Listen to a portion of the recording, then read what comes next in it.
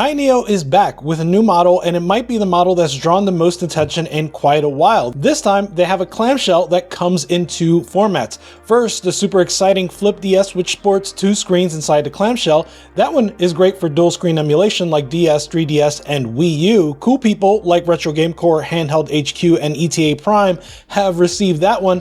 That means that I get to review the more practical, more responsible older sibling, the AYANEO Flip KB. Yeah, that's right, the Flip DS isn't your father's handheld, but the Flip KB is.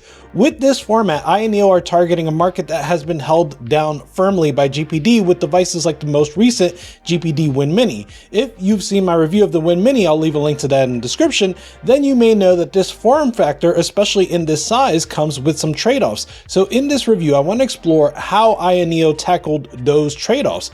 Are the controls too much of a compromise? How much does the keyboard actually help? Did they effectively manage the heat output of the 7840U in this relatively small chassis? And of course, how's the battery life? Given all of that, let me give you my disclosure. What's good, gang? I had to record this disclosure separately, but first of all, AYANEO has sent me this device for free. No money has changed hands, and AYANEO is not getting a chance to see this review ahead of time. Importantly, this is an early sample. AYANEO did send me some review guidelines that include the fact that they're still working on the hinge. This isn't the final version of the speakers. The screen has missing resolution options, and my sample does not contain Hall effect analog sticks. I did encounter some of these issues firsthand, like I had a screen glitch, which may be due to the hinge, and I also experienced stick drift, which wouldn't happen on Hall effect sticks. The fact that AYANEO is aware of these issues and has disclosed them is a good thing, and it's pretty common for tech reviews like this, but as a review, I'm actually not calling this a review. I'm instead calling it a preview or early impressions. Unfortunately, I recorded much of this video with the word review throughout the script, so I do apologize for any confusion in advance.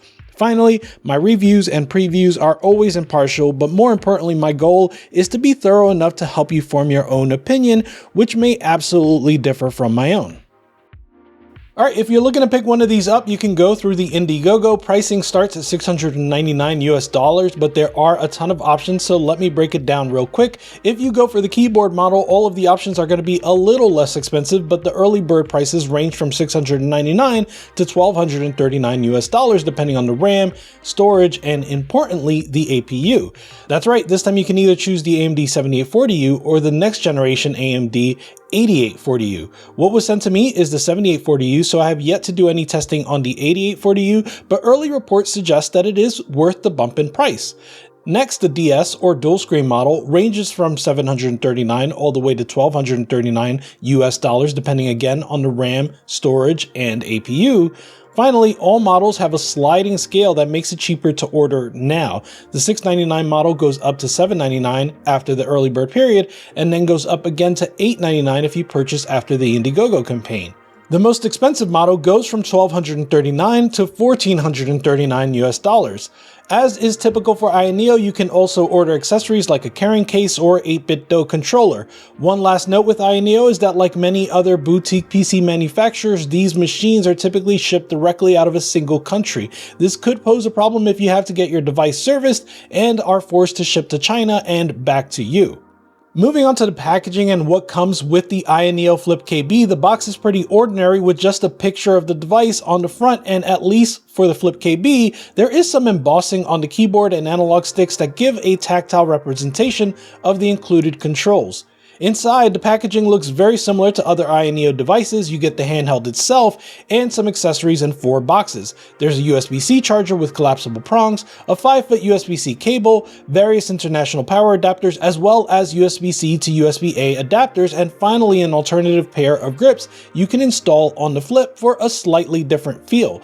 The default grips are firm but a bit softer to the touch, and these alternates have a harder, more plasticky feel. As for the device itself, it weighs in at 651 grams, which makes it lighter than the Steam Deck LCD model and heavier than the Steam Deck OLED. It's also considerably heavier than its clamshell compadre, the GPD Win Mini. The weight itself is decently balanced, and the clamshell format helps because you don't have to hold the handheld as high or otherwise bend your neck down to get the screen closer to your eye level. Dimensionally, it is thick, and that makes the grips less pronounced than they would be on other handhelds. On the other hand, clamshell handhelds typically have no grips. The colorway I have here is called Shadow Black, but there's also a Milky White on sale. Virtually everything in this colorway is shades of black, with the exception being the labels on the keyboard. The black plastic on here is relatively soft and especially prone to smudging. The dual speakers and a 3.5mm audio jack are located on the front of the device. And turning over to the back, you have an Oculink port, one USB 3.2 Type-C port, followed by the full USB 4 port. Finally, you have the microSD card slot all the way on the right. Opening up the lid reveals a few more important functions, like the volume rocker and a guide button on the top left, and a power button with a fingerprint sensor and optical finger navigation module on the top right. That means that little square can be used as a mouse that you can navigate with your thumb. Additionally, this device has LPDDR5X RAM, Wi-Fi 6E, Bluetooth 5.2, built-in gyro, and a 45 watt-hour battery. The display on the AYANEO Flip is a 7-inch 1080p 120Hz IPS portrait touchscreen display. Peak brightness is 400 nits, which is a little less than the 500 nit standard I've become accustomed to on PC handhelds. The hinge allows the screen to go all the way back to 180 degrees. It snaps in 3 spots: 90 degrees, 135, and 180. I can't fully judge the hinge mechanism without months or even years of opening and closing, but as it stands, the build quality seems okay, but not excellent. In any case, the fact that it's 120Hz is excellent, and the 7-inch size takes up a large amount of the top panel, though there are still considerable bezels. The color and vibrancy on the screen are high quality and compare favorably to the ROG Ally. This side by side should help to showcase what I mean. Moving on to controls and keyboard, I called the GPD Win Mini a jack of all trades and a master of none, but I also said that these trade-offs are pretty much inherent in a device like this, so let's see how AYANEO decided to approach this design challenge. First, the controls are stacked vertically rather than horizontally, so on the left side you have a left analog which is directly above the D-pad, which itself is above start and select. On the right you have the face buttons, followed by the right analog, followed by the AYA buttons. Right off the bat, there are 2 compromises that AYA had to make in order to get this all working in the clamshell. You likely already noticed that the analog sticks are recessed, and I'll say I never feel the full freedom of analog sticks when they are recessed like this. But secondly, the D-pad and face buttons are all extremely low profile. I've never seen buttons this low profile in a PC handheld before, and it does take a bit to get used to. There were instances where I tried to double tap a button, and instead of double tapping, it registered as a hold. That wasn't because something was wrong with the button, but because I didn't lift my finger enough for the button release to register. I got used to this, but I did have to adjust my muscle memory. The D-pad was a lot harder to get accustomed to. Hitting diagonals in Celeste did not feel natural, and even though I could reliably land crouching medium kick into fireball, I had a lot more trouble with 360 movements on this D-pad than I normally would. The keyboard itself is a mini keyboard designed for thumb typing and not for touch typing. It's helpful in a pinch for Discord, but certainly not a productivity replacement. I played some typing of the dead on this, and I fared about the same as I typically do on these mini keyboards. Finally, the optical finger navigation is also helpful in a pinch. I typically still just use the analog stick for mouse movement in Windows, but this little thumb trackpad came in handy when I needed more precise movements.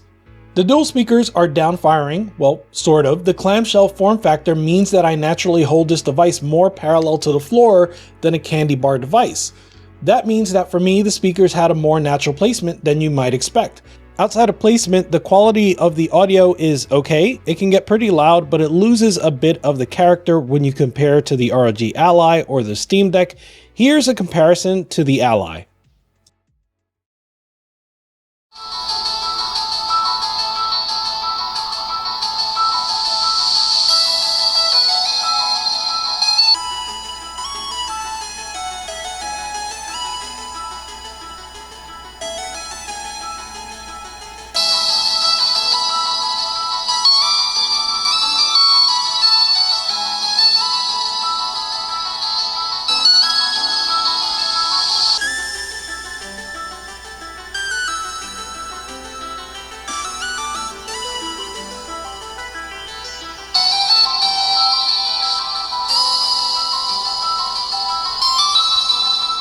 Moving on to performance, my AYANEO Flip sports the 7840U, which we've seen in virtually every handheld by now. Alternatively, you can buy one with the 8840U, but they haven't sent one of those out to me for testing yet. In any case, there are some interesting upgrades here. The 7840U can go as low as 5 watts, and in this handheld, it can go as high as 28 watts. 18 watts is the sweet spot, and above 25 watts, you really begin to get diminishing returns. Here are some benchmarks I ran and how they compare to the ROG Ally at 720p. You can see that at 18 watts, it generally handles my benchmark tests better than the ROG Ally. These tests were run at 720p, though they were using an external display. The AYANEO Flip seems to be more efficient than other AYANEO devices. At an 18 watt TDP, the Flip was drawing 28 to 30 watts of total system power. This is in fact a welcome upgrade from other AYANEOs. With a 45 watt hour battery, that means you're going to get a little over 90 minutes of battery life at 18 watts. At this wattage, the temperature of the APU stays at around 65 degrees Celsius. The top center of the device gets pretty warm, which makes sense, that's right by the exhaust, but it never gets too hot, at least not for me. Here's how the fan sounds at 25 watts compared to the ROG Ally in turbo mode.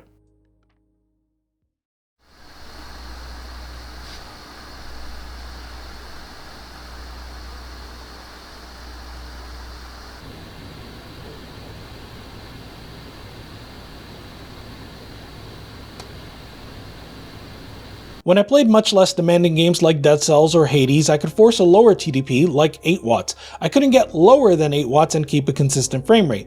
At that TDP, the Flip draws about 14 to 16 watts of total system power, which again is an upgrade for AYANEO and means that you can get almost 3 hours of battery life for well-optimized lo-fi games like Dead Cells, Hades, and Celeste.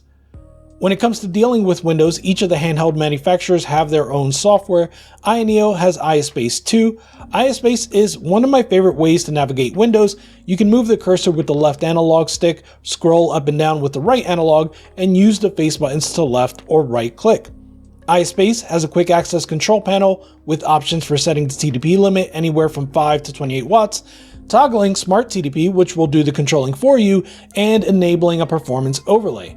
In this quick access control panel, you can also set the brightness, volume, and toggle various things like Bluetooth and Wi-Fi. With regard to gyro, AYANEO has gone back to the drawing board and they're calling their new gyro implementation Motion EX. Motion EX requires 2 third-party installs that you have to do yourself. With these installs, Motion EX can trick Windows into thinking that the built-in controller is actually a PlayStation DualShock. Overall, I would say that this area still needs work, and it feels like it's still in beta. Steam apparently still thinks I have an Xbox 360 controller, and having to install multiple pieces of third-party software makes the process a little more cumbersome than I would personally like. If you are dead set on having gyro, I would consider installing Handheld Companion instead. Alright, let me give you the things I enjoy about this device and the areas that I think could use some work. First of all, I'm happy to see AYANEO return to having a high quality display. The display on the AYANEO Slide was disappointing, but the screen on the Flip is larger, has a high refresh rate, and genuinely looks great. The clamshell form factor has some benefits and drawbacks, but as a whole, it goes in the win column. It's nice to have the screen sort of elevated above the controls, and it's great for protecting the device. Time will tell if this is a quality hinge on this particular clamshell, and AYA certainly has room for improvement, but overall, this is a strong first outing on AYA's first clamshell. Moving on to my dislikes, I've got to mention the negative side of the clamshell, which are the controls. On the Nerd Nest podcast, we have discussed that maybe these manufacturers can have detachable sticks that you can use to get the height you want on those analogs without having to sacrifice the clamshell nature. That seems to me like a viable design approach that can greatly benefit these analog sticks because as it stands, the recessed sticks are a sacrifice that I would rather not make. For me personally, handhelds are my primary devices, not my secondary device. So I'm someone that wants full controls as much as possible. Likewise, these low profile buttons may be a bridge too far. Overall, I could deal with the buttons, but I had more trouble with the D-pad. Certainly your mileage is gonna vary. So just like the GPD Win Mini, the AYANEO Flip KB is a jack of all trades that's full of trade-offs and compromises. The controls are unorthodox, and it does this to either squeeze in a second screen or a keyboard depending on which model you have. By now, I'm sure you know whether or not that compromise is worth it to you. With these trade-offs in mind, however, this marks a lot of firsts for AYANEO, and they did a really good job with those firsts. This is their first clamshell, and it's a solid outing in doing so. This is the first time they're including an Oculink port, and that's a welcome addition as well. This is also the first time with optical finger navigation, and that can be helpful in a pinch.